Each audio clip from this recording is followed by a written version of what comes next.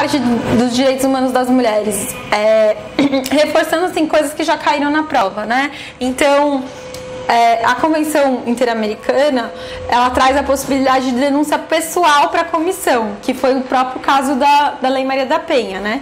Só que acho que vocês já tiveram direitos humanos aqui, né? Para você encaminhar para a Convenção Interamericana, tem que ter uma violação à Convenção Americana, salvo alguns dispositivos que são expressos, como esse artigo 7º. O artigo 7º da Convenção vai trazer que quando o Estado, né, descumpre de deveres aí de proteção específicos, né, trata de incluir na legislação interna normas que coíbam a violência contra a mulher, observar práticas dos agentes, medidas judiciais para a proteção das mulheres. Então, quando houver a violação desse artigo, puder imputar uma violação a esse artigo, a denúncia para a Comissão Interamericana, que está ligada à Convenção Americana, poderá ser feita por meio da Convenção. Tá? Enfim, isso, né, tem a ver mais como que você pode acionar o sistema internacional.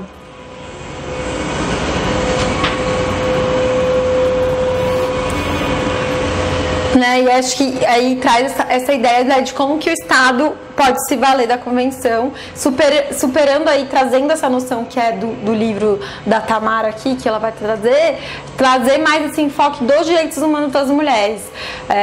Tudo nessa perspectiva que a gente falou aqui, o quanto é importante trazer o recorte de gênero quando a gente está discutindo violações de direitos humanos, né? Então é esse artigo 12 que vai falar: qualquer pessoa ou grupo de pessoas ou qualquer entidade não governamental reconhecida em um ou mais estados poderá apresentar à Comissão Interamericana petições referentes a denúncias ou queixas da violação do artigo 7º que a gente leu, devendo a comissão considerar tais petições de acordo com as normas e procedimentos da Convenção Americana. Então é uma excepcionalidade aí que a Convenção traz, porque nos outros casos a gente vai ter que, para acionar a comissão, a gente vai ter que invocar a Convenção Americana e não propriamente os tratados específicos, né? Então é bom saber essas especificidades, porque é o que cai na prova, né? Aí a gente passando rapidinho, né? A Convenção, o caso Maria da Penha não foi julgado pela corte, né? Foi a comissão que condenou o Estado brasileiro, dando aquela recomendação para a criação da Lei Maria da Penha. Isso já foi pedido em prova algumas vezes, então não foi a corte, foi a comissão, tá bom? E o caso, né, foi em 98 foi levado, né? Então a gente tem aí essas ONGs, né? O Centro de Justiça e Centro pela Justiça e pelo Direito Internacional, CEGIL, e o CLADEM, Comitê Latino-Americano de Defesa dos Direitos da Mulher, são duas ONGs que vão participar do consórcio para a criação da Lei Maria da Penha, então são referências. Então a própria Soraya, a própria Carmen Rai são atuantes e colaboradoras do CLADEM, tá? Então são as feministas aí que atuaram. Então, usando, né, os artigos 44 e 46 da Convenção de Direitos Humanos e o artigo 12 da Convenção, que é o artigo 12 que a gente passou agora, acionaram para o caso da Lei Maria da Penha, né? Então, aí sempre para acionar a gente tem que mostrar o esgotamento dos recursos internos ou demonstrar aqui uma demora injustificada que fundamente o acionamento da Corte Interamericana, quando houver atraso injustificado, que foi no caso da Lei Maria da Penha, né? Passado mais de 10 anos, o caso da Lei Maria da Penha ainda estava no Tribunal de Justiça do Ceará, sem uma punição. O crime cometido pelo autor da violência, né, o ex-companheiro da Maria da Penha, corria o risco de prescrever, ele sair impune. Então essas ONGs utilizaram o caso da Maria da Penha para demonstrar a inefetividade e a impunidade do sistema brasileiro com os crimes de violência doméstica, que vinha, como a gente falou, desde lá dos anos 70, no caso da Ângela Diniz, né? Esteve mais de 15 anos sem proferir sentença definitiva nesse caso. Então aqui eu estou trazendo a decisão da comissão, que é nesse informe 54 de 2001, tá? Então mais de 15 anos que o caso da Maria da Penha estava correndo. Tinha um recurso de apelação, a comissão considera, ademais, que houve atraso injustificado na tramitação da denúncia. Atraso que agrava pelo fato de que pode acarretar a prescrição do delito e, por conseguinte, a impunidade definitiva do perpetrador e a impossibilidade de ressarcimento da vítima. Então, foi por esse artigo de atraso injustificado que a comissão recebeu a denúncia da Maria da Penha, tá? E aí, quais são os direitos violados? Então, a gente vai ter os direitos previstos na Convenção Americana, né? O direito à justiça, as garantias judiciais e a proteção judicial e a obrigação de respeitar os direitos, né? Esse artigo sempre aparece nas denúncias. A igualdade perante a lei. Então, trazer, né, essa interpretação da igualdade formal como uma igualdade substantiva que estava sendo violado, na medida em que as mulheres que ficam sem um amparo legal na proteção de casos de violência doméstica, elas não estão aí, não se apresentam no judiciário de forma igual. Tem até da comissão, da comissão da ONU, né, da Convenção para a Eliminação de Todas as Formas de Discriminação, tem um informe, depois vocês me cobrem se eu precisar, que fala do acesso à justiça às mulheres e vai trazer também obstáculos específicos para as mulheres conseguirem acessar o judiciário. Então, quando a gente está falando, né, não sei se vocês já discutiram aqui, se vocês tiveram aula de princípios institucionais, né, se fala das ondas, né, os obstáculos do acesso à justiça, e aí fala, né, dos obstáculos de renda, obstáculos educacionais, só que pouco se fala dos obstáculos de gênero, né, o quanto também, né, esse olhar que a gente está discutindo aqui tem que estar em todas as frentes. Então, quando a gente fala de obstáculos do acesso à justiça, uma mulher, né, tem às vezes muito mais dificuldade de acessar o judiciário, e quando acessa, se não tem esse olhar, como que ela vai ser tratada pelo judiciário? Enfim, é bem interessante esse informe, vale a pena ler. Agora eu esqueci o número, mas eu passo para vocês replicarem, tá? Enfim, tudo isso para dizer, né, o porquê que foi aí fundamentado na igualdade perante a lei. E no artigo 7º, nas alíneas B, D, acho que eu não trouxe aqui, mas enfim, aquele artigo 7º que pode ser acionado para a Comissão Interamericana, tá?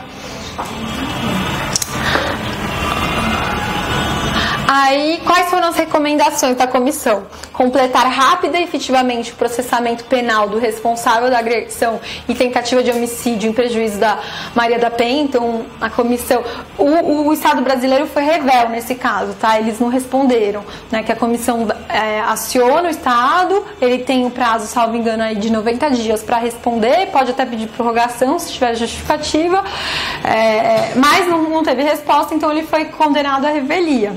Então, para efetivar o processamento, né, do agressor, da Maria da Penha, proceder a uma investigação séria, imparcial e exaustiva a fim de determinar a responsabilidade pelas irregularidades e atrasos injustificados que impediram o processamento rápido e efetivo do responsável, bem como tomar as medidas administrativas. O núcleo da mulher, mais ou menos há um mês, pegou um caso que foi em Cachoeirinha Paulista. Um defensor foi acionando, chegou até o Supremo Tribunal Federal, que era um caso indenizatório, né? O cara, né, a gente está pela nossa usuária, vamos supor que ela chama Maria, não lembro o nome dela, mas então, a Maria tinha um relacionamento com esse João, o João, ele não se conformava com o término de relacionamento, aí um dia ele pegou, foi lá, tentou matar a Maria, tentou matar o companheiro da Maria, depois foi na casa da ex-mulher, matou a ex-mulher e o marido da ex-mulher. Nada a ver. Isso, e ele era guarda civil metropolitano, e a mulher já tinha ainda várias vezes pedido, olha, eu quero que pedir a medida protetiva de suspensão do porte de arma.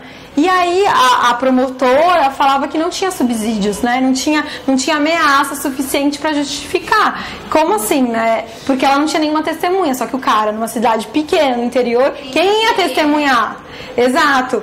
E aí e é isso, aí a defensoria entrou com indenizatória falando, olha, é responsabilidade do Estado, sim, essa mulher ter ficado machucada, que a nossa assistida não faleceu, mas poderia ter falecido, mas então é responsabilidade do Estado. Aí o Estado argumentava que ele não estava no horário do expediente, então ele não estaria representando o Estado, não poderia ser responsabilidade objetiva, e por outro lado, não teria um nexo de causalidade entre a conduta da promotora ou do judiciário de não ter autorizado a medida protetiva e a violência que a mulher teria sofrido. Então você vê que basicamente, né, vai aí na mesma linha do caso da Maria da Penha, a gente tenta condenar, mas existe também todo esse corporativismo, e você lendo esse processo, a mulher falava, né, olha, cheguei no corredor, pedi pra promotora, pelo amor de Deus, preciso da medida protetiva e tal, a mulher falou, me traga alguma coisa, é só isso, não, né, mas tipo, é isso, é um crime de ameaça, né, você tem que contar com a palavra da vítima. Enfim, então a gente entrou com esse caso, como já chegou no STF, a gente levou para a Comissão Interamericana também, para ver se lá a gente consegue, tem algum êxito, né? Porque ao contrário do entendimento do ordenamento brasileiro, né, no campo internacional a gente tem mais essa responsabilidade do Estado pela omissão, né? Porque pela omissão, no direito interno, eles cobram sempre que a responsabilidade ela é subjetiva. E aí tem que provar a culpa, né? E aí tem toda essa dificuldade. Mas já no campo de direito internacional, você tem a responsabilidade do Estado evitar determinadas violências. Então é nessa responsabilidade que a gente vai enquadrar, por exemplo, o caso da Maria da Penha, esse caso que eu estou falando, né? Que o Estado tem um dever positivo aí de evitar que determinadas violências ocorram. Aí outra recomendação, adotar sem prejuízo das ações que possam ser instauradas contra o responsável civil da agressão as medidas necessárias para que o Estado assegure à vítima adequada reparação. Então aqui é a reparação da Lei Maria da Penha, né, uma indenização, que é o que a gente estava discutindo nesse caso, que eu contei para vocês. Vocês querem só indenização ou estão pedindo medidas protetivas? Não, nesse caso que eu contei agora... Nesse caso, ele estava preso. Ele ficou preso, 46 anos, enfim. Preso ficou, depois que ele matou a ex, o companheiro da ex, e tentou matar a atual. Só faltava... Não tá... mas aí entra nesses casos, né? Tem casos que é isso, o que fazer, né? Tipo, infelizmente, a única saída parece ser a prisão. Prosseguir e intensificar o processo de reforma que evite a tolerância estatal e o tratamento discriminatório como respeito à violência doméstica contra as mulheres no Brasil. Então é bem importante assim ter essas recomendações, às vezes até nos casos que vocês atuem, né, que vocês advoguem aí pedindo uma indenização para essas mulheres, porque é isso, né? O Estado foi condenado a não ter essa tolerância estatal e a gente percebe que ainda se persiste isso, né? No judiciário, no Estado brasileiro, uma conivência com atos de violência doméstica. Então, medidas de capacitação e sensibilização dos funcionários judiciais, simplificar os processos judiciais, reduzindo o tempo processual e estabelecimento de formas alternativas às judiciais, rápidas e efetivas. Enfim, então toda essa recomendação serviu para a elaboração da Lei Maria da Penha, né? E aí você tem aqui, né, multiplicar o número de delegacias policiais, eu acho que o Estado também não multiplicou nada. E aí você tem aqui também incluir em seus planos pedagógicos unidades curriculares destinadas à compreensão da importância do respeito à mulher e seus direitos reconhecidos. Então você tem aqui, na própria condenação do Estado, que a Lei Maria da Penha já prevê, né, de inclusão das matérias de gênero e direitos das mulheres nos currículos escolares, mas você tem toda uma pressão aí de uma bancada religiosa, de uma bancada às vezes, enfim... Que parece não entender muito bem a importância de discutir direitos humanos, que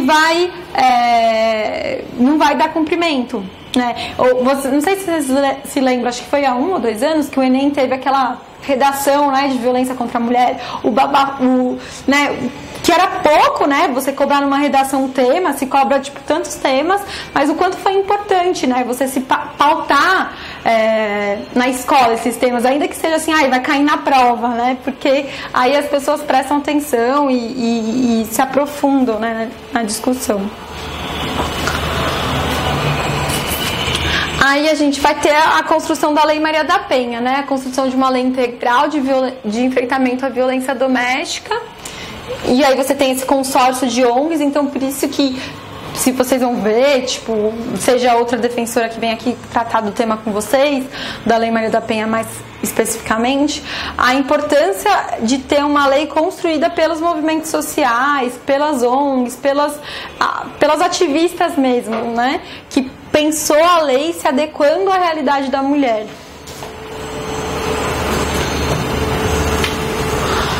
Bem, aí é todo esse histórico, né? Então ter esse caráter democrático e participativo da lei, isso é importante. Então pode ser algo que possa ser cobrado, né? Enfim, saber que teve esse processo. Um ponto comum, né, que pareceu, foram feitas várias audiências públicas, era a não aplicação da Lei 9.099 como uma lei que vai analisar a violência doméstica, e que hoje em dia tem muita gente que fala que o novo CPC com essa intensificação da conciliação acaba renovando, assim, trazendo de novo a Lei 9.099, né, essa prática de fazer acordo, e, independente da situação de violência doméstica, fixar a guarda compartilhada se a mulher tem medida protetiva, né? Como ter guarda compartilhada numa situação de violência doméstica, e os juízes fazem isso. Teve esse projeto de lei no passado, não sei se vocês lembram, que era um projeto de lei que visava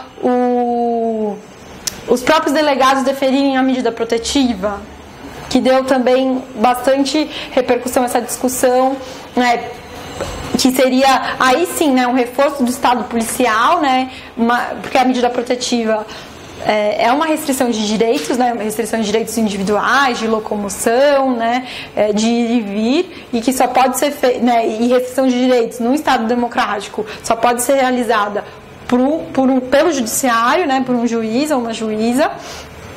E para além disso, hoje as delegacias não conseguem nem fazer aquele encaminhamento em 48 horas, né?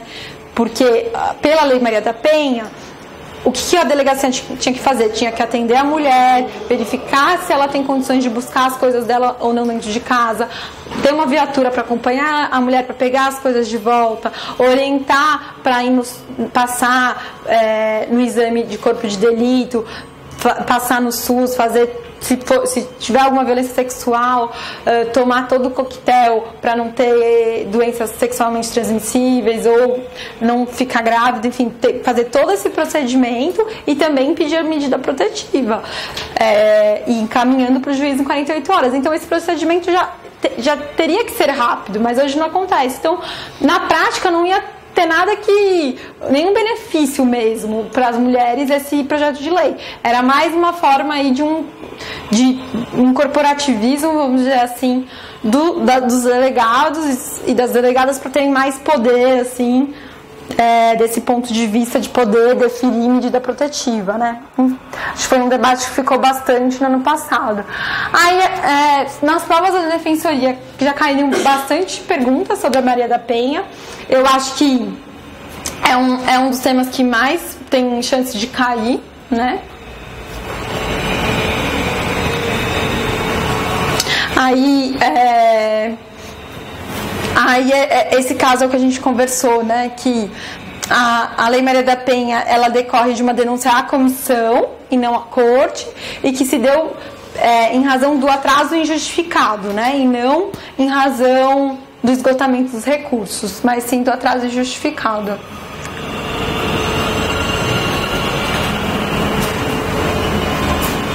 Aí aqui, de novo, falando de novo da comissão e não a corte, a mesma questão.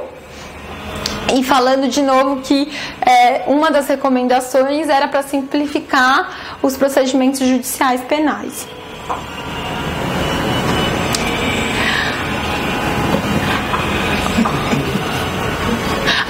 Essa é uma questão prática, na verdade, né? Talvez eu vou passar com vocês, mas talvez a Análida depois vai repetir, mas vamos lá. Então, na Delegacia da Mulher, qualquer delegacia pode fazer o boletim de ocorrência? Porque às vezes tem isso, fala assim, não, você mora na Zona Sul então você só pode fazer na Zona Sul. Mas isso, né, porque é competência da Zona Sul. Mas isso daí é as regras da burocracia, né, que vão se formando, mas né, a circunscrição territorial das DDMs, elas não se caracterizam como jurisdição. Então não é igual um juiz, então, né, que eu moro então em Santo Amaro, quero procuração no fórum de Itaquera. Não, aí não pode, mas as delegacias não funcionam assim. A mulher pode se dirigir a qualquer delegacia que estiver mais próxima, e aí a delegacia remete. Exato. Não é a mais próxima, a delegacia da mulher mais próxima, é qualquer delegacia. Porque às vezes a mulher pode, tipo, sofreu violência em Santo Amaro, saiu da casa do agressor e foi pra casa da mãe que mora em Santana. Aí ela pode ir na delegacia de Santana. É claro que provavelmente a delegacia de Santana vai falar assim, mas os fatos ocorreram em Santo Amaro, você tem que ir até Santo Amaro.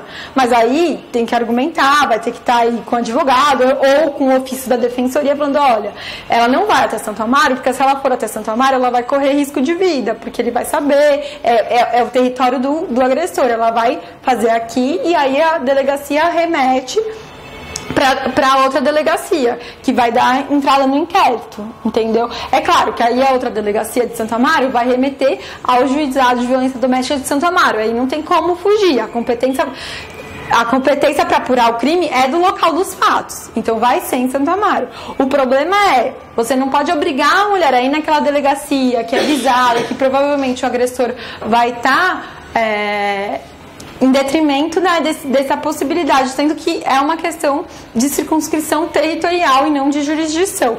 Por que eu estou falando isso? Porque muitas vezes as mulheres e as redes, porque existem redes de atendimento às mulheres, elas traziam essa pergunta para o núcleo da mulher, mas pode fazer em qualquer delegacia?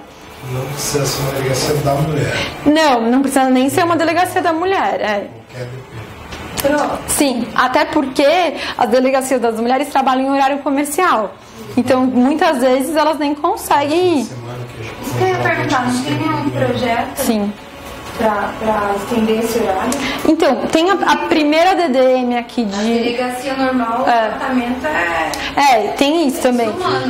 Muitas mulheres, às vezes, ficam aguardando, né, segunda-feira. Acho que segunda-feira é o dia mais lotado nas DDMs para conseguir fazer.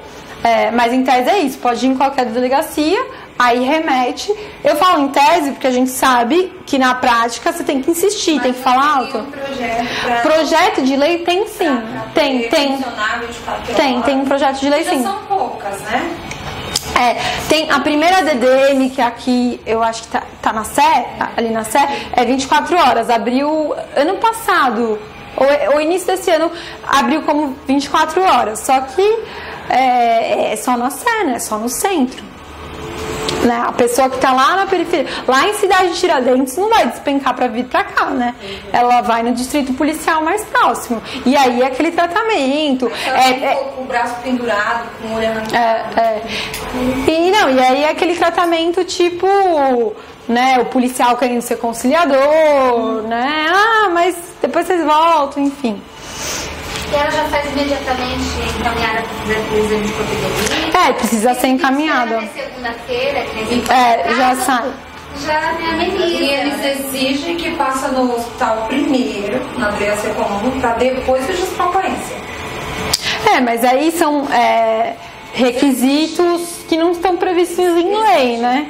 Na delegacia, pelo menos na cidade lá, eles não registram. Não registram. Tem que ir mas pela Lei Maria da Penha, todo esse encaminhamento... Eles não registram a ocorrência. Mas aí eles estão criando um requisito extra legal, né? Mas, por exemplo, se não registra, ela não consegue ir, aí a gente tem que acionar a delegacia, vai ter que oficiar. Já passou no hospital, na UPA e tal? Não, então a senhora vai lá primeiro e traz o... mas aí é isso, eles vão fazer a burocracia. Da mesma forma que foi o que eu falei, não tem nada que impede que a mulher vá em qualquer DDM, em qualquer delegacia. Mas várias vão falar assim, não, você só pode ir da sua casa, entendeu? Eles vão fazer isso, mas aí tem que contra-argumentar, entendeu? Então a mesma coisa que, vou na Sé porque sei que a delegada... Às vezes a gente tem isso, né? Sei que a delegada de tal delegacia é melhor, então vai no plantão dela. E aí depois remete. Porque fazer um boletim de ocorrência adequado, com toda a descrição dos fatos, de forma pormenorizada, faz muita diferença. Ainda que, assim, o boletim de ocorrência, ele só é uma declaração unilateral, ele não faz prova, né? Ele não tem valor probatório. Mas existe uma cultura no judiciário, fora do judiciário, que boletim de ocorrência é praticamente uma prova, né? Mas não é. Mas tudo bem, como se faz isso? Então, se você for ver, tem diretrizes de atendimento das DDMs, né? Que são diretrizes nacionais de atendimento, que foram construídas pela extinta Secretaria das Mulheres e tudo mais. Elas vão por lá que um dos princípios é você ter essa escuta qualificada e detalhar o boletim. Então, por isso que a gente orienta, se sabe que tal delegada faz, vai lá e depois remete, entendeu? Teve em março desse ano também teve um projeto que era estadual, que o governador saiu, um promotor saiu, falando que iam tirar fotos na delegacia. Não sei se vocês viram, porque também tinha isso, que as delegadas poderiam tirar foto, não precisaria depender só do exame de corpo de delito, mas as delegacias já poderiam fazer isso. Mas não. Só delegada e escrivã, mas em outra delegacia diferente. Mas como assim, desculpa? Geralmente na delegacia da mulher você não tem um delegado. Sim. Mas existem delegacias da mulher que tem. Os funcionários não são só mulheres, então tem o escrivão. E aí, muitas mulheres vêm reclamar pra gente do núcleo, né? Porque o núcleo da mulher acaba sendo um grande centro de reclamação dessas particularidades, dessas falhas, né, do atendimento. Só que aí não tem o que fazer, porque teria que ter um concurso específico para esses cargos das DDMs, e não existe. Porque aí os homens poderiam alegar uma discriminação, falar assim, é um cargo público, né, quais são as qualidades específicas que um homem não tem, que justificaria a mulher ter. Então, na verdade, a polícia tenta alocar sempre uma mulher, né? Assim como, no núcleo da mulher, a gente sempre tenta alocar coordenadoras mulheres, mas tem homens dentro do núcleo da mulher, entendeu? Então, é difícil isso dentro das carreiras públicas, né? Como garantir que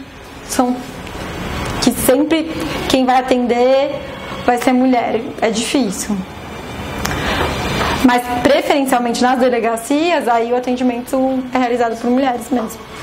Eu acho que a especificidade também do atendimento, porque tem juízes, por exemplo, dos juizados de violência doméstica que são homens, né?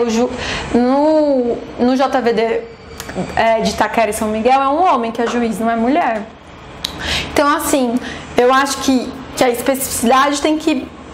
vai na linha do que a gente estava falando, tem que sair do corpo, né? Assim, não é uma questão biológica, o atendimento. É claro, talvez uma mulher se sinta muito mais à vontade para falar de uma violência sexual com outra mulher, porque vai entender mais.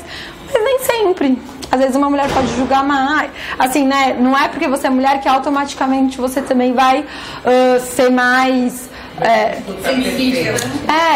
a gente espera que sim, né? É muito triste você ver uma mulher sendo machista, porque se espera que tenha essa empatia. Mas a gente sabe que tem, e isso não torna também, né? Nossa, é algo de outro mundo. Não é, acho que é uma questão de construção, né? Eu ouvi dizer que os homens são muito delicados, os delegados são muito delicados, principalmente nos casos de violência sexual, assim. Pelo menos, por exemplo, fica perguntando, como é que foi? Ele te colocou de quatro? Ele fez assim, ele fez assim, sabe? Não é porque eu acho que é uma forma, o homem perguntando que deve constranger. Não. Se uma mulher perguntando como foi, talvez ela tenha até uma delicadeza maior para fazer a pergunta, sim, mas é uma forma diferente. Não, não é na prática. Eu acho que tem que ter preferencialmente nas delegacias, tem que a equipe tem que ser formada por mulheres, ou pelo menos, né, ter mulheres no atendimento, né, nesse atendimento inicial, ou ter a possibilidade de escolha, né, a mulher falar assim, olha, eu não quero ser atendida por tal pessoa.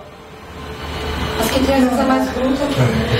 Eu acho que tem de tudo. Às vezes, algumas mulheres que estão lá não são do sexo, são apenas gêneros. Então, E é difícil, porque umas mulheres que olham...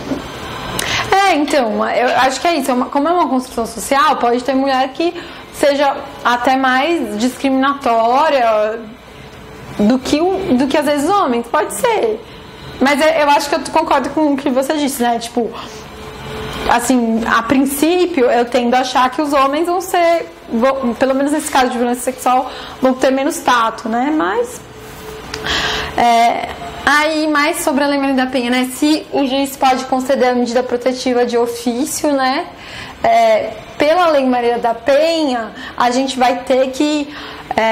sempre o pedido é a requerimento da mulher, né? Ou mediado aí pelo Ministério Público ou pelo advogado. Mas há gente que defenda que o próprio juiz pode dar a medida protetiva de ofício, invocando aí um poder geral de cautela. Acho que se vocês perguntassem para a doutora Tereza, ela ia falar que já deu, assim, um caso em que a mulher, enfim, tá tão envolvida naquela relação que por ela o cara fica lá dentro de casa. Então, às vezes, o juiz olhando de fora, avaliando a situação, há uma corrente que defende pelo poder geral de cautela que poderia fazer o pedido. Isso vai esbarrar na autonomia de vontade da mulher, né? Porque pode se entender assim como a gente estava discutindo aquela ideia da condução coercitiva, pode-se falar assim, mas se a mulher quer conviver, né? O que você estaria tutelando demais essa vítima, né? Então entra nessa discussão. Trouxe algumas dessas questões mais polêmicas, aí depois vocês dão uma olhadinha. Aí tem, acho que isso talvez a Nálida converse com vocês, né? Qual é o recurso cabível no caso de medida protetiva? Por muito teve, ainda é uma novidade, né, essa questão dos recursos, porque, como eu falei, a lei ainda é uma lei recente se comparada com outras leis, e aí tem algumas correntes, né? Tem uma corrente, isso, não tem previsão na lei, então por isso não tem nenhuma previsão taxativa falando qual é o tipo de recurso. Tem uma corrente que vai falar que depende da natureza da medida protetiva. Então, a Maria Berenice Dias fala isso. Então, se a medida protetiva tiver caráter cível, é agravo. Se tiver caráter penal, é recurso em sentido estrito. Aí você tem o impasse da unirrecorribilidade, né? Para que cada decisão você só pode aplicar um recurso. Aí vai ter gente que vai defender que é agravo de instrumento mesmo, porque a Lei Maria da Penha, trazendo a hipótese do artigo 461, que agora eu esqueci qual é o novo artigo do CPC, mas enfim, que é aquele artigo que fala da possibilidade do juiz aplicar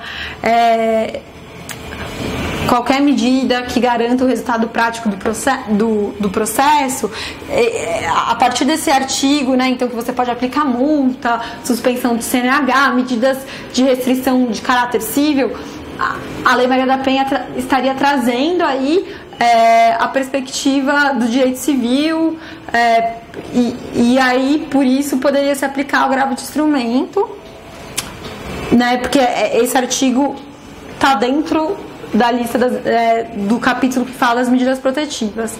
Aí vai ter uma corrente que vai falar que é o recurso em sentido estrito, porque você está aí dentro de uma medida que o artigo 581, inciso V do Código de Processo Penal diz que conceder, negar, arbitrar, cassar ou julgar idônea fiança, indeferir requerimento de prisão preventiva ou revogá-la, conceder liberdade provisória ou relaxar a prisão em flagrante. Então, é um artigo que vai trazer aqui, sempre que não conceder ou que negar a prisão preventiva. Então, fazendo uma analogia, você poderia aí aplicar o RESE para as medidas protetivas. Mas o que a gente usa mesmo é o mandado de segurança.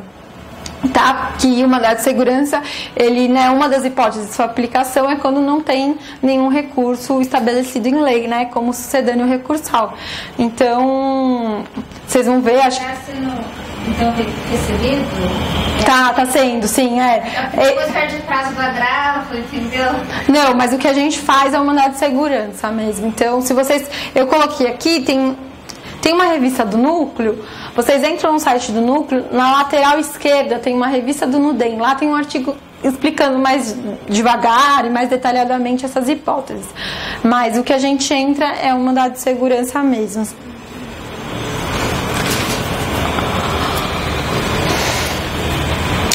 Aí você tem, né, a Lei Maria da Penha, ela criou juizados de violência doméstica com competência híbrida, né, pelo artigo 14, que deveriam ter aí competência para julgar as causas cíveis e criminais. Acho que talvez a doutora Tereza falou sobre isso, não sei.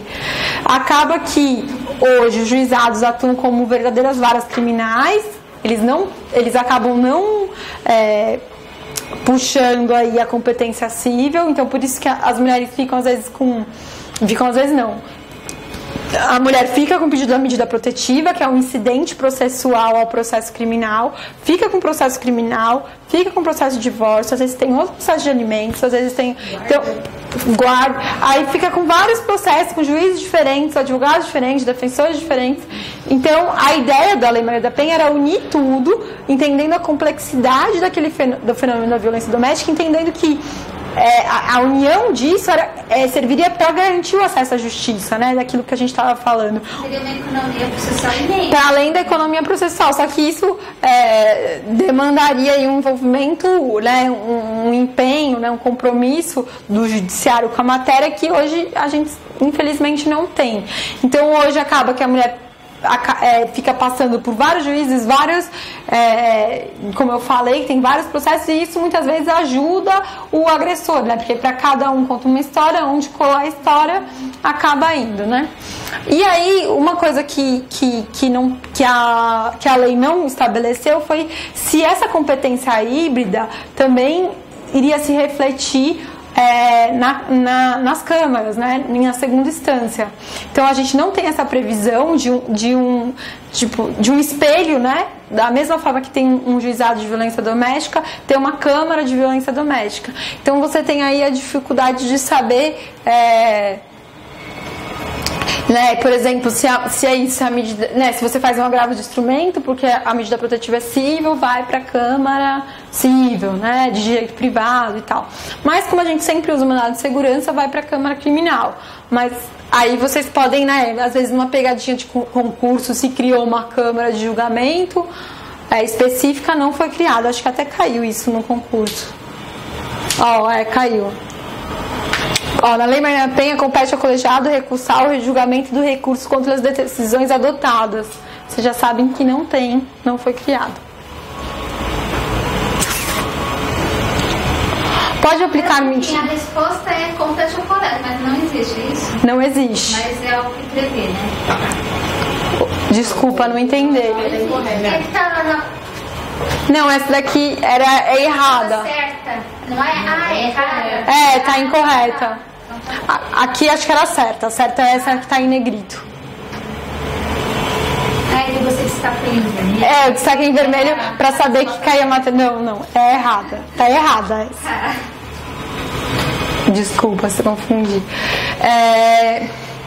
Aí outra questão que às vezes no núcleo aparecia, se pode medida protetiva contra adolescente, né?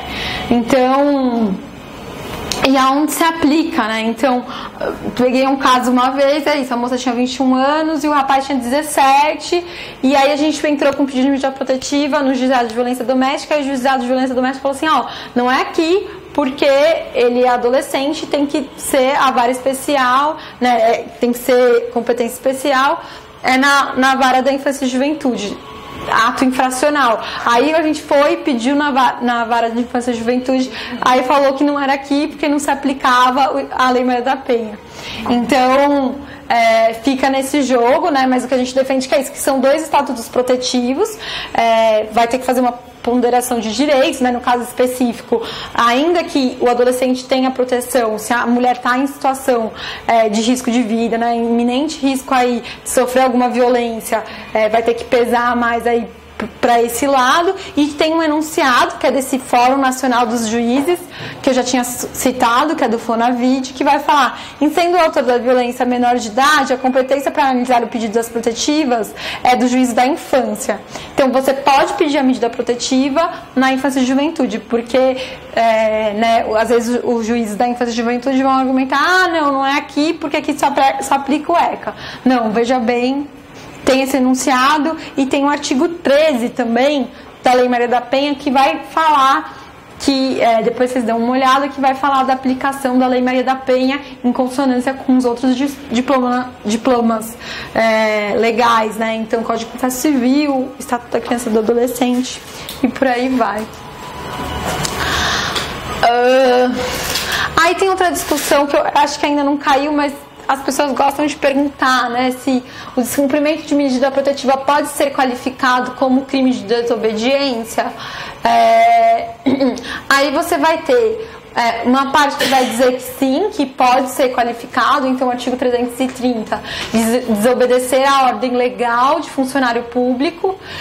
Vai ter gente que vai falar que para cair nesse artigo 330 você precisa ter na decisão do juiz expressamente que em caso de descumprimento você tem que vai gerar a aplicação do 330, e aí não se aplicando o 330 poderia se aplicar o 359. Que aí é mais específico, há uma desobediência à decisão judicial, né? Não é só o crime de desobediência em si. Mas aí é uma questão bem técnicazinha, né? E na prática? Na prática não está se aplicando mais o 330.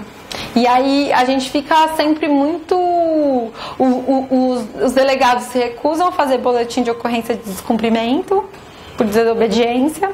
Isso, cai na inefetividade, muitas vezes, da medida protetiva.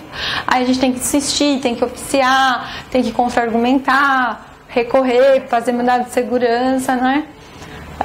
O que a gente acaba pedindo também é uma audiência de admoestação. Alguns juízes fazem, não está prevista na Lei Maria da Penha, mas a gente chama, fala assim, olha, pelo menos então chama o sujeito e dá uma bronca nele, para ver se ele para, né? E aí pede para se aplicar o artigo 330, mas é isso. A delegacia não quer fazer BO de descumprimento, não quer fazer BO de desobediência, infelizmente. Já aconteceu o contrário? Do agressor ir na delegacia para fazer que a mulher contra a mulher? Que a mulher está descumprindo? A mulher está descumprindo, a mulher está indo provocar ele. Então, eu nunca vi, não chegou até a gente isso, porque a gente acaba não atendendo os homens. Mas o que a gente defende é que, como a medida protetiva é para proteção da mulher, ela não tem como ela descumprir, entendeu? Porque a medida não é imposta a ela, é imposta a ele. Ele tem que se afastar dela e não o contrário. Então a gente argumenta que ela pode dispor dessa medida protetiva quando ela não se vê em risco. Né? É o que a gente argumenta. Nesse caso, eu creio que o réu está tentando se proteger de uma possível alegação de descumprimento. Exato. Pelo fato da vítima ir atrás dele. Entendi. Exato. Ele fazer desse jeito. Entendi. Como se ele já meio que antevendo ou fazendo uma defesa. Procurá-lo, pelo que eu entendi. Isso acontece. Tá. Ele não registrar, comunicar o fato. Isso, para que não venha proteger, para falar que isso foi procurar. Entendi. Proteger, não, eu acho que isso acontece, mas eu nunca vi um boletim de ocorrência com esse registro, assim, porque imputando à mulher o crime de desobediência, porque a ordem não é voltada para ela, né, é voltada para ele. O que acontece muito é uns boletins de ocorrência de caráter não criminal, que é uma invenção jurídica, tipo, assim, não tem... O boletim de ocorrência já é uma declaração unilateral.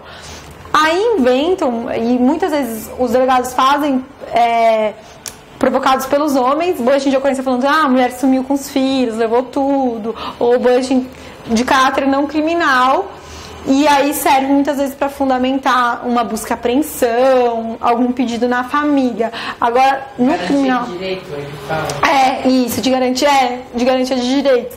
Mas assim, que não tem nenhum respaldo... Boletim não criminal. Boletim não criminal, exatamente. Enfim.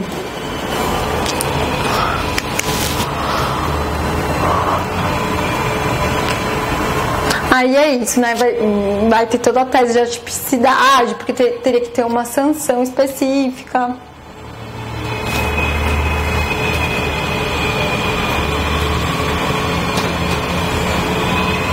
Discussão do artigo 330, que também para se aplicar, ele não poderia ser aplicado porque teria uma sanção já estabelecida, que é a prisão preventiva. Mas a prisão preventiva não é a sanção do descumprimento, é uma hipótese que pode ser aplicada. Isso. E aí, muitas vezes, eles vão argumentar nesse sentido. Como tem uma sanção, teria que pedir a prisão preventiva, não teria que imputar um crime. Mas aí depois vocês vêm com mais... É isso, a medida protetiva como prisão preventiva, não propriamente sanção penal. Descumprimento da medida protetiva poderia ser a tipificação daquele crime específico de desobediência de decisão judicial. E outra forma possível seria a previsão expressa da prática de crime de desobediência na decisão. Toda essa argumentação tá também naquela revista que eu falei, tá? Que aí vocês podem acessar no site do núcleo. Aí a Maria da Penha pode ser aplicada entre mulheres, a gente já conversou sobre isso. Mulher trans a gente já conversou, homem trans a gente já conversou. É possível a medida protetiva de afastamento do lar se a propriedade for exclusiva do agressor? A gente entende que sim, né? Porque a medida protetiva é de afastamento do lar, não fala nada a lei não fala nada de que tem que ser da propriedade dela, então entra a propriedade e a vida, a gente aí faz a defesa do direito da vida, que estaria aí proporcionalmente acima, né, para ser protegido. Então, afastamento do lar, domicílio ou local de convivência, com a ofendida. Tudo bem isso daí? Porque às vezes gera dúvida, mas a propriedade era dele, e agora, o que fazer? Aí tem também uma outra pegadinha, né, que às vezes pouca gente se atém, né, que a mulher... Professora, desculpa, tá? No caso aí do afastamento, no caso de propriedade do agressor, aí no caso fica condicionada a ingressar com a ação principal, o prazo para manter essa cautelar aí? Então, a medida protetiva, porque na verdade assim... Estou dizendo na questão de afastamento do lar e a propriedade ser do agressor. Tá. Porque aqui é o direito de propriedade também. Aí fica condicionado a ingresso de entrar com partilha. Então, aí vai depender da análise do juiz. Porque assim, depois acho que a análise vai entrar mais com vocês. O que a gente defende é que a medida protetiva tem caráter autônomo.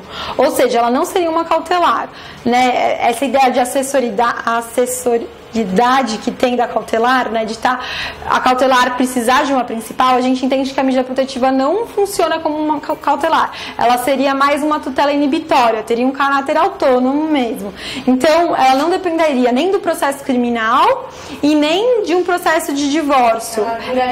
O quanto durar a violência.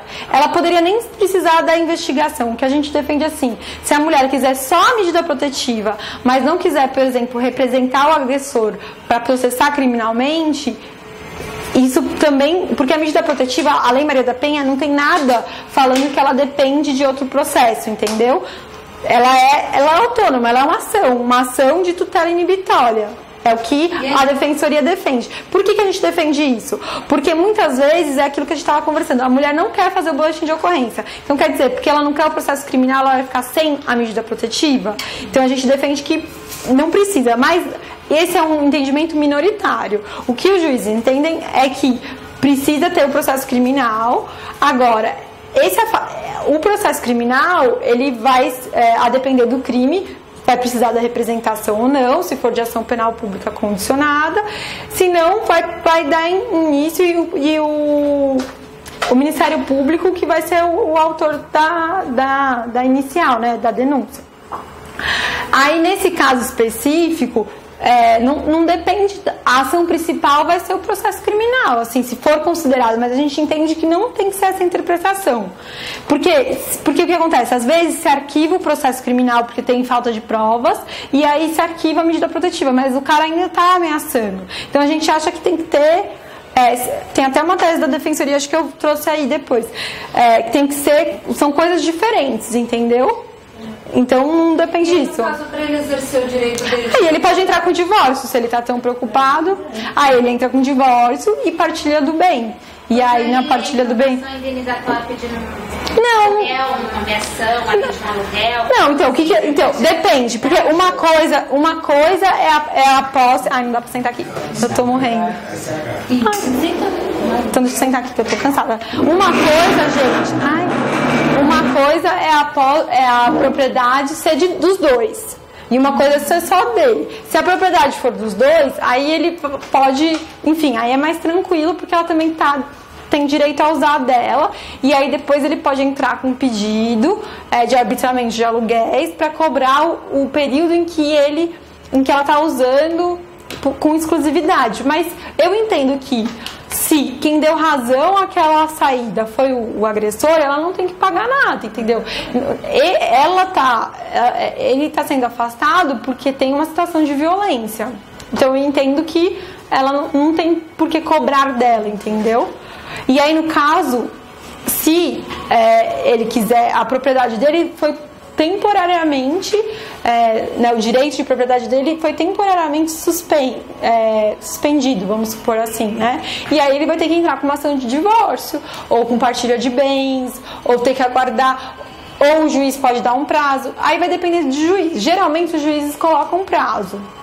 Oi. No caso do descumprimento, tá? Tá cumprindo. Em tese, mandaria fazer um BO. Se recusar a fazer um BO, informar direto para o juiz. Sim. Reunir outras provas. Sim, acho que também encaminhar para o Ministério Público para ver se é o caso de... A gente também pode pedir a prisão preventiva, né? A defensoria, quando está atuando pela vítima, pode pedir a prisão preventiva se for algo bem grave, oficiar a delegacia para fazer o boletim de ocorrência pelo crime de desobediência, informar o juiz para o juiz oficiar a delegacia. E a prisão tem que ser uma coisa grave. Grave, Pelo CPP, o descumprimento da medida protetiva vai acarretar aí, sim, é uma das hipóteses de pedido de prisão preventiva, mas tem que ter a análise do caso concreto, né? Enfim, vai depender, sim, da gravidade. Mas é isso, eu esqueci o nome dela. Maria, é isso. Vai depender, entendeu? Eu entendo que você está falando assim, vai ficar indefinidamente. Propriedade exclusiva da vai ficar indefinidamente sem ele ter acesso. Não, ele pode entrar com uma ação para partilhar o bem, depois. Partilhar o bem não é partilhar. Entrar com divórcio, vai ter que esperar o curso da ação. Eu acho assim que tem que durar enquanto ela não tem condições de ir para outro lugar, entendeu? Porque é ele que deu ensejo àquela situação. Mas a maioria dos juízes colocam um prazo, né? Talvez seja o mais razoável, porque pode ser que tenha pessoas que fiquem, né? Enquanto não acontecer nada. Qualquer coisa, você faça essa pergunta para a Nálida de novo. Eu acho que na prática mesmo, se a pessoa já tem uma natureza violenta, ela ainda vai colocar ele nesse prejuízo, é um risco tão grande ela ficar naquele imóvel dele, né? Na prática. Ele não fica ali, vendo os horários para chegar e sair. Porque às vezes tem um monitoramento Não, mas assim, eu acho que o que acontece muitas vezes depende muito também de como aquela medida coíbe ou não o agressor. Tem agressor que tem mais a perder, entendeu? Se por acaso ele tiver um processo criminal. Tem agressor que não tem nada a perder, aí pra esses nada resolve. Mas tem agressor que tem mais a perder, então se for, né, se o processo penal, o processo criminal tiver continuidade, se ele descumprir, tiver algum agravamento, isso daí para alguns reflete como um peso, para outros não. Porque como vocês falam, até para uma audiência de conciliação há o medo de colocar os dois frente a frente do crime. Sim, sim. Imagine ela tomar a propriedade dele que tem indefinidamente. Mas na violência, na audiência, a vítima fica na frente do réu. Sim, mas tem muita vítima que não quer ficar. E a gente pode até pedir para que eles sejam escutados separadamente. tem muito... Elas não estão se importando muito, não. Principalmente os juízes de família não se importam muito. E porque também tem uma coisa assim, a violência, ela... E a violência, ela não é linear, né? Assim, tipo, ela vai crescendo, né? Ela funciona como uma... A gente chama, né? Tem uma escalada da violência. Então tem momentos de maior, tem momentos de tensão, aí depois tem os momentos, né, de lua de mel, que o cara promete que vai ficar com a mulher, que vai dar tudo certo, vai pra igreja. Tem várias... tem uma escalada dessa violência. Então... ela não é... O fato da mulher, às vezes, por exemplo, querer participar da audiência de conciliação para se livrar daquela situação, não significa que não tem mais risco ou que ela não está sendo ameaçada. Mas quer dizer que ela quer se livrar. Então, não tem essa esperada coerência, né?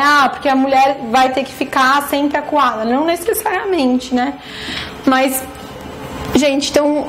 eu acabei falando muito da Lei Maria da Penha, mas é isso. Então, esse daqui, o que eu ia falar é que a Lei Maria da Penha, ela traz, assim como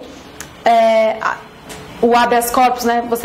Todo mundo já ouviu, né? Que pode ser impetrado por qualquer um. A ideia da medida protetiva é um pouco essa, né? A Lei Maria da Penha, ela traz uma capacidade postulatória para a mulher, porque ela fala que em todos os atos processuais, cíveis e criminais, vai depender... deverá a mulher estar acompanhada de advogado, ressalvado o artigo 19. O artigo 19 é o que trata das medidas protetivas. Então, pela Lei Maria da Penha, a própria mulher, de próprio punho, poderia ir lá no cartório e falar: olha, eu preciso de uma medida protetiva. Então, a própria mulher teria essa capacidade. Isso daí também já caiu na prova da defensoria, tá? Depois vocês olham com mais calma, que é essa ideia de que a mulher teria capacidade postulatória. Aí essa é a tese que eu falei, né? Que as medidas protetivas de urgência não exigem para sua concessão e manutenção a existência de boletim de ocorrência, representação criminal ou procedimento criminal. Então, elas teriam um fim em si mesma, para proteger os direitos fundamentais. Não são necessariamente preparatórias de qualquer ação judicial, que foi que você perguntou, qual é a ação judicial posterior. Não visam processos, mas pessoas. Então, a ideia seria essa, de que a medida protetiva, ela independe de qualquer processo, que seria para garantir a proteção da mulher, sempre sem obrigar ela a ter um processo criminal. Então, para respeitar a autonomia, para respeitar que cada mulher vai ter uma saída. Acho que isso é muito importante. Assim como a gente falou no início, que dos marcadores sociais, que as mulheres, não existe uma única mulher, não existe uma única vítima, né? Um único padrão de vítima. A gente tem muito essa perspectiva, às vezes, de universalizar, né? De generalizar. Então, para cada mulher, então, para uma mulher, talvez ela queira muito fazer boletim de ocorrência e falar: não, eu quero seguir até o final, eu quero que eu seja presa. E tem outras que vão falar: não, eu só quero medida protetiva, eu quero depois, pra mim qualquer acordo tá bom. Não que tenha que deixar ela fazer qualquer acordo, mas as falas, às vezes, que elas vão trazer é essa, né? Enfim, então... Aí eu trouxe... Aqui acho que depois eu vou passar... Acho que nem dá tempo, não, mas... Aí foi o que eu falei, né? Onde tem juizado de violência doméstica, em São Paulo, são 7 juizados. A defensoria só está em 4, né? Que é Santana, Leste 2, Sul 2 e Central. Aonde não tem defensoria, não tem atuação pela vítima. E isso é um embate muito forte dentro da defensoria, porque aí entra aquilo que a gente estava discutindo. Qual é o papel da defensoria para defender os direitos das mulheres? É reforçar o direito penal? Tipo, a gente entende que não, que na verdade o papel da defensoria é dar voz a essa mulher. Então, muitas as defensoras nos juizados, elas não atuam como assistente de acusação, né? Porque às vezes tem a ideia, atuar pela vítima é atuar pelo assistente de acusação. Não, elas atuam como uma intervenção anômala, assim, né? Sui generis, vamos dizer assim. Vai atuar na medida em que aquela mulher precisar. Então, se ela quiser, se precisar, por exemplo, para produção de provas, aí sim, fazem a intervenção como assistente de acusação. Se não, é essa intervenção de acompanhamento do processo, tentar reduzir os danos desse sistema penal, entendeu? Como que, para evitar, por exemplo, uma condução coercitiva, para evitar que a mulher seja questionada dessa forma que você falou, porque às vezes muitos juízes vão questionar. Então a ideia é tentar mitigar um pouco essa revitimização que pode ocorrer dentro do judiciário, garantir as medidas protetivas, atuar para conseguir casa-abrigo, conseguir vaga em casa-abrigo onde não tiver, articular com a rede. Então, a atuação da defensoria é mais nesse sentido, é mais extrajudicial. E aonde tem juizado de violência doméstica, as defensoras ingressam com todas as outras ações. Então, ação civil, ação criminal, queixa-crime, né, que vai precisar, crimes de injúria, por exemplo, vai precisar da ação penal privada, então a defensoria ingressa. Mas aonde não tem, a mulher fica sem esse respaldo. E no caso de crimes mesmo, ela não pode procurar o Ministério Público? Então, onde não tem, aí encaminha para o Ministério Público. Só que o Ministério Público, muitas vezes, ele não faz atendimento, né? Então, e ele tem esse foco muito mais objetivo no processo e não propriamente na pessoa, né? Nesse atendimento. O que também não deixa mais uma vez a mulher sem alternativa, né? Enfim, não é à toa aí que a Lei Maria da Penha estabeleceu a necessidade da Defensoria Pública. Enfim, aí tem depois vocês dão uma olhada pro vai estar tudo disponível. Gente, acho que eu falei muito e tinha várias coisas depois para falar.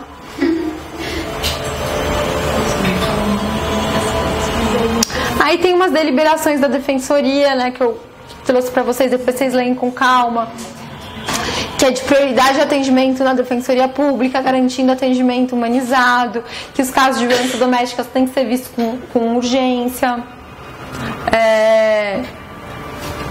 Aí tem aquela notificação compulsória, né, do sistema de saúde. Todo mundo confunde e fala, mas vai para a delegacia. Não, essa notificação compulsória é só para fins estatísticos, né, que é de 2003. Então, é o Cisnan, salvo engano, que é um sistema integrado da saúde que faz esse levantamento de dados. Então, tem sistema de agravos da saúde. Então, tem várias doenças, aí entre elas inseriram a violência doméstica para ser comunicada.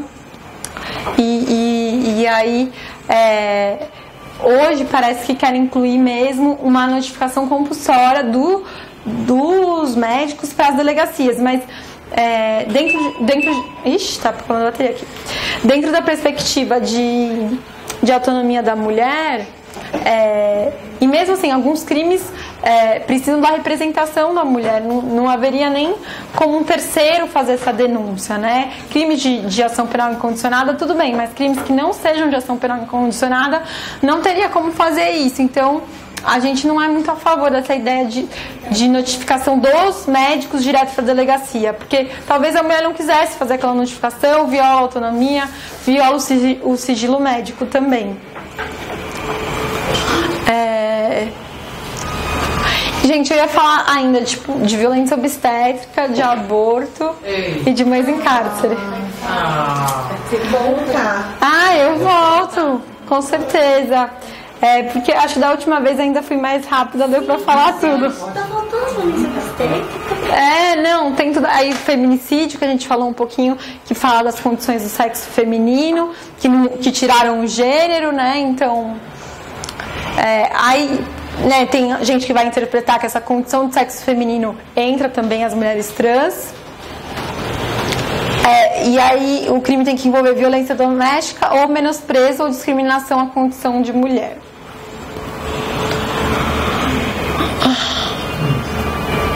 Então, né, tem toda essa argumentação, né, que por que criar o feminicídio, né? De novo, vai entrar naquele debate do punitivismo ou não punitivismo.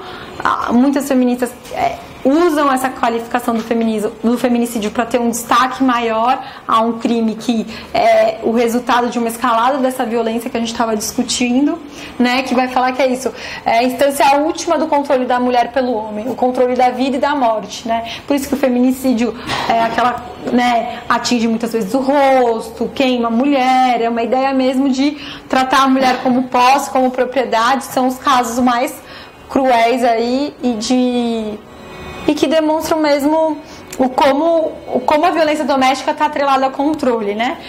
Mas é isso, o feminicídio colocou esse crime como um crime hediondo, e vai ter gente falando assim, mas é mais uma forma de punitivismo, mas também tem essa perspectiva de trazer e destacar essas formas de violência.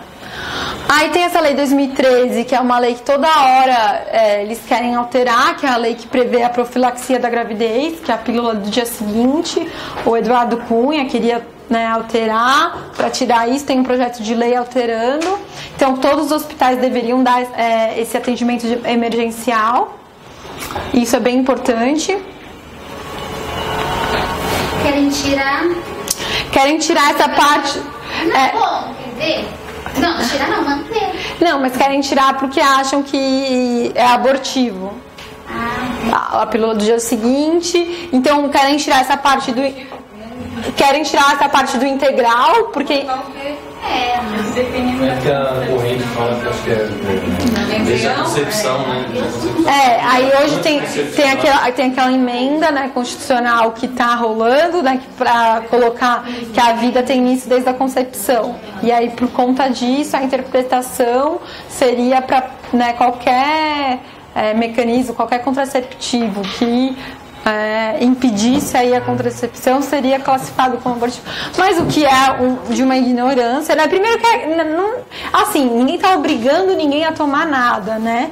Essa questão disponibilizar esse serviço para aquelas pessoas que tenham possam escolher esse atendimento, né? Essa é a grande verdade, que vão ser as mulheres mais pobres, né? Que não vão poder pagar na farmácia, que vão depender aí do atendimento do SUS. Então, na verdade, envolve isso. Aí eu ia falar da violência obstétrica, a gente não deu tempo, talvez eu devesse começar, mas aí a gente vem um dia depois, quando vocês me chamarem de novo, eu venho, tá bom? Obrigada, viu, gente, pela paciência.